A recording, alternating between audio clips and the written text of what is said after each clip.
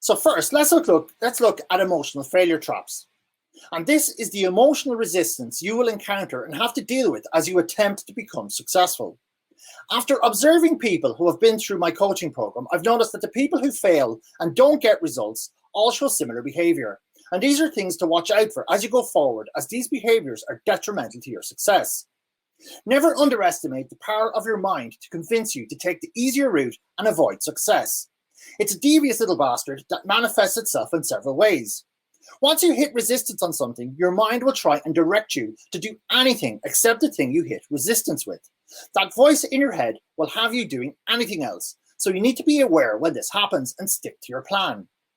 Your mind will be attempting to have you do anything other than the work that is going to get you out of your comfort zone, especially when it comes to dealing with clients face to face. And this is what procrastination is. You're going to have to fight through it. You're going to have to do the work, and it will push you outside your comfort zone. Your mind will want you to go for a coffee with a friend or a million other things that keep you trapped inside your comfort zone. So when this feeling comes up, just pause and feel where the procrastination is taking you. What's the thing it's pulling you away from? That's the thing you should be doing. Whatever you feel, whatever way you feel it pulling, go the opposite way, and you'll always be doing the right thing at that point in time. In my coaching program, we have a private Facebook group where everyone can keep themselves in check. There's tremendous power in having an accountability partner to keep you on track. Another failure trap is playing the victim and blaming anything other than yourself. Making excuses is just the easy way of not taking responsibility for your own outcomes. Most people blame external reasons for their own internal problems. Don't be one of these people. You need to take 100% responsibility for where you are now, and you need to do the same for where you are going. You are going to end up somewhere regardless, so doesn't it make sense to steer that ship yourself? Truthfully, everybody has the ability to get to the point of success. The only thing standing in your way is sticking to it and persevering and getting comfortable being outside your comfort zone. You need to welcome that, because this is the feeling of growing as a person. So, did you know that Sylvester Stallone got turned down by pretty much every movie studio in Hollywood for his Rocky script?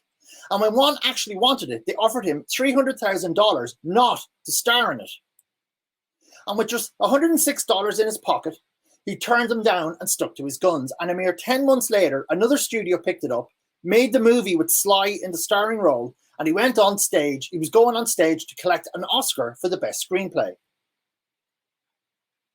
The point here is that the only way you can really possibly lose is by giving up. That really is the most important thing. Most people give up when in reality they might have had $1 million idea and success was just around the corner. You've got to be relentless, and you have to be willing to do whatever it takes. This is your life. This is your success, your family's life. It's the most important thing in the world. You must get relentless and do whatever it takes. And remember, nothing is failure. A lot of things you put to the market will fail, and not every initial consultation will get you a client. This is normal and not a reason to be upset and cry. You put together what you think is the best thing for you to go to market with, and then you let the market tell you how you are doing by giving you feedback. And then we iterate and improve and go again, and this is how it's done. I've seen people spend months putting all the pieces together, and then when it doesn't work the first time they try, they give up and say, well, this shit doesn't work. And that's a ridiculous thing to do.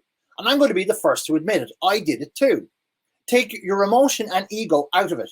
The numbers are our guide and the feedback from the market. It isn't about us. It's all about our potential clients and what they want. And look at it this way. The first time you rode a bike or drove a car, did it go perfectly? Of course not. That would be a miracle if it did. You tried it at first, and then you built confidence the more you did it.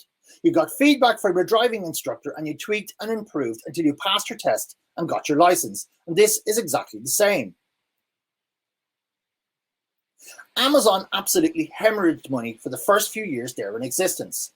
But they took feedback from the market, iterated and improved, and now look at them. No successful business started that way. They simply followed the process I'm sharing with you here. Society has programmed us to think failure is bad. It's not. It's feedback that we can use to get to the next level, so you need to embrace it. You have to be willing to do what it takes, face the resistance, break through it, get feedback on what you've done, and improve it. Before you know it, it's done and you've got your architectural business exactly where you want it. Never lose sight of the end goal. Most people never get out of their comfort zone, and that's why none of them are successful. Does this sound reasonable to you? I'm just being upfront with you here because I know what it takes. You are going to have to step up to become the successful version of you. If you can't handle that, and if you're going to complain or blame someone else, then just get a job or stay in the job you're in. You and you alone are responsible for where you are in life, and you alone are responsible for where you are going to go.